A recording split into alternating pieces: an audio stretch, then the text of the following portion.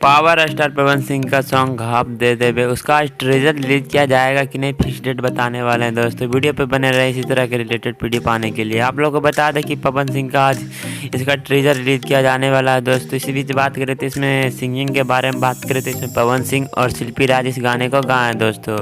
और इसी बीच बात करें तो इस गाने को लिखे हैं निक्की निहार, इस गाने को सजाए प्रियांशु सिंह। इसी बीच बात करें तो इसमें हीरोइन के बारे में तो शिवल्ली राजपूत इसमें दिखने वाली है दोस्तों।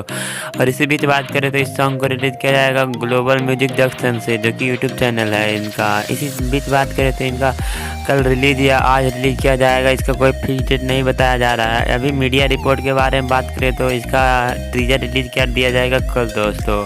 और जितने भी पवन सिंह के फैन हैं वो कमेंट करके ज़रूर बताएं कि पवन सिंह का सॉन्ग कब आने वाला है। और इसी बीच बात करें तो पवन सिंह का सॉन्ग जल्द ही आने वाला है दोस्तों टीजर, इसका आज या कल फिक्स डेट बता दिया जाएगा। इसी बीच बात करें तो ये वीडियो आप लोगों को कैसा लगा कमेंट में ज़रूर बताएं।